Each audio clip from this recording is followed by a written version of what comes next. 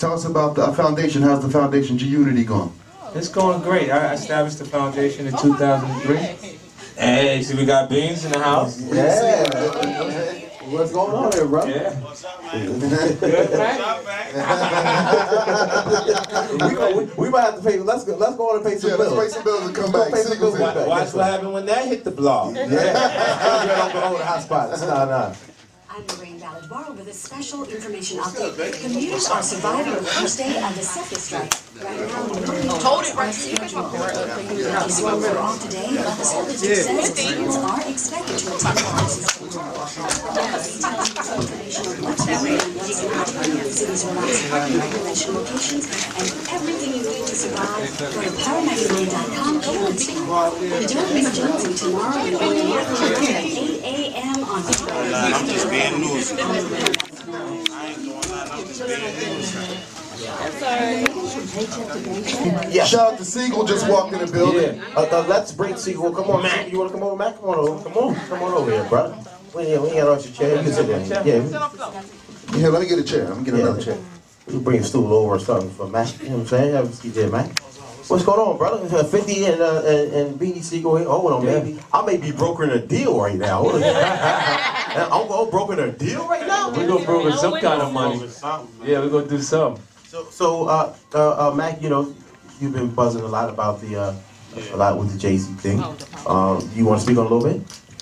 I mean, like, what aspect of it is so much, you know what I mean, to talk about. Like, You know what I think people misinterpret? Because what I got from your interview when you was talking was that you still have a relationship, right? At the end of the day, like, cause he was going, yo, you don't just have people, you know, a real friend leave footprints on your heart. Yeah. I remember you specifically saying that is because that was a huge period, a time period that they worked together and they did a lot together. You know, I just think in general, like, there was some things that was wrong with the way. I think he has good intentions, Jay, but he's using a traditional corporate business model. And I think the only place that he really went wrong is saying La Familia, like we family. That's the whole thing. Like, if it, like, for me, like, when you say family, like, that means something to me. You know what I mean? Like, my whole thing with the whole situation was like even when you go back to everything wasn't the way it was supposed to be, even with family. But if you take like 6 little hungry dudes from the ghetto and you're a multi-millionaire and you tell them, yo, I got you, no matter what, you gonna ride. You know what I'm saying? And then you might not get nothing, you know what I mean? And then when you feeling hungry again, you like, yo, you know what I mean? I need something to eat. You might get you a sandwich. You might get you a sandwich and you be like, but no, that's, you know what I mean? I'm like, don't worry about it, I got you. I'm telling you, when I was doing it, I had to do this. So if you had to go through hardships and struggles in your life and you get to a point where you out of that, why let your brother go through that pain or whatever who you claim to? The only thing I didn't, like, I understand that transition into the corporate space because I see them, like, Jimmy don't say, we family. Yeah. So I know that I got to be on my P's and Q's 24/7 with them because if you no longer generate interest, there'll be that new thing. Yeah. That works. You know what I'm saying? But I say that. Yeah. You know, and because I say that, I make sure that they eat. Like, I make sure that their money. Yeah. Like, you know what I mean?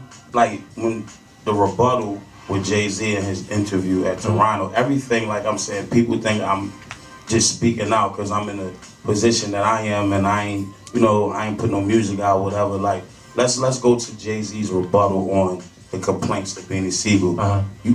You say, okay, I got a lot to complain about. I had 2 Bentleys. Right. I had a clothing line. Right. I had a record deal and a record label. Okay.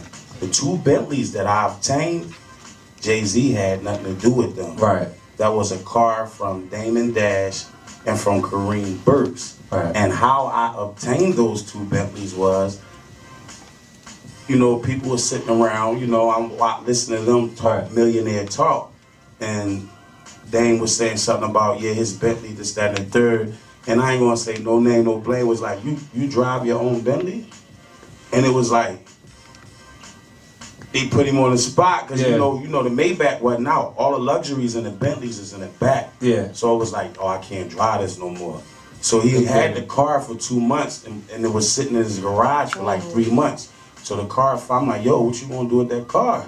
You know what I mean? Because somebody said you drive your own Bentley, you don't want to drive it no more. So out of his arrogance, all I did was say, yo, like, what you gonna do with it? Let me buy it off you, like, and I can pay it back through how I do it. But you know, I thought they copped the whole car as you should, as they said, but that wasn't the case. Wow. It was actually a note on the car. So all I did was gave him half the money he put down on the car, which was nothing because he had A1 credit. I think he put down like $60,000 to obtain the $300 and something thousand car. So I gave him a check for $30,000.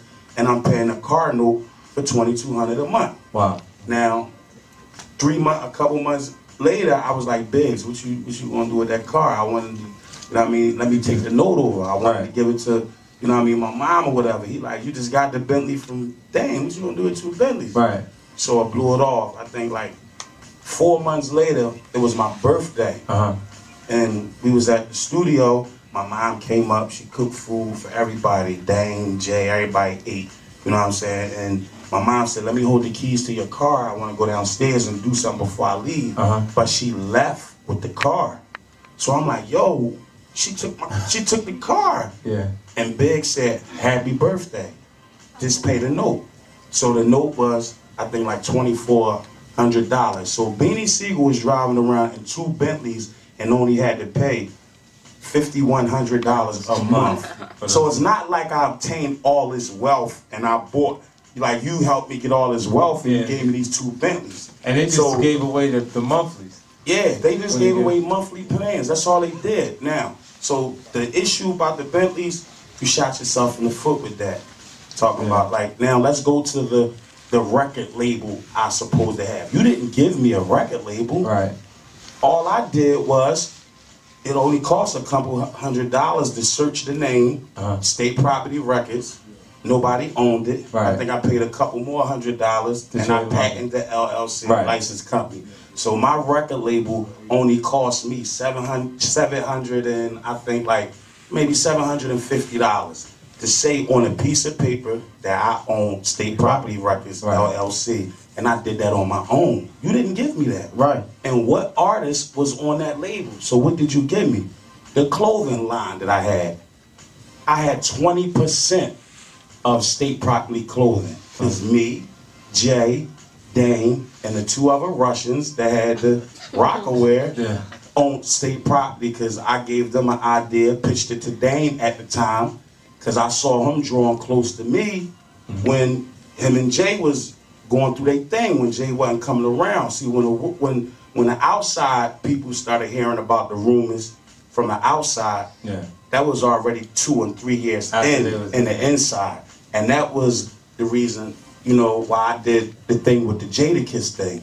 Because I'm thinking like, yo, they whispering back and forth with each other. They about to sell a company, about to break up. We got to do something. Right. So we got to make a mark. So my strategy was like, yo, Jadakiss and them coming at Jay, he ain't doing nothing. Let's ride on them. Right. Because we nobodies at the time. So if we ride on them, win, lose, or draw, we separate ourselves from it, from just being a part of Rockefeller. Now we're State Property. Right. And that's how that came. You didn't give me the movie. It was a guy from Philly who had a movie script. I ain't had the money to, you know, put out a movie. I brought him up to Rockefeller. You know what I mean? Yo, he got a script. It's talking about some real stuff, but we gotta switch it up because, you know, he was talking about the JBM, Aaron Jones and the people in there. So I just switched up names and all that because people got appeals and all that. You know what I mean? You didn't give me no movie. I brought that to you. I ain't see no money off of that. Wow. And even on the clothing line, I got the same reason why you and Dane broke up, Jay-Z. Because he was taking all the money from Rockaware and putting it in all his other little companies. He did the same thing to State Property. Wow. So my jail time that year that gave me a chance to sit back and relax was a blessing. Because if my man supposed to got me, he got me. So I'm thinking like, all right, broker this deal. Just like with the Pro-Cad situation. Yeah.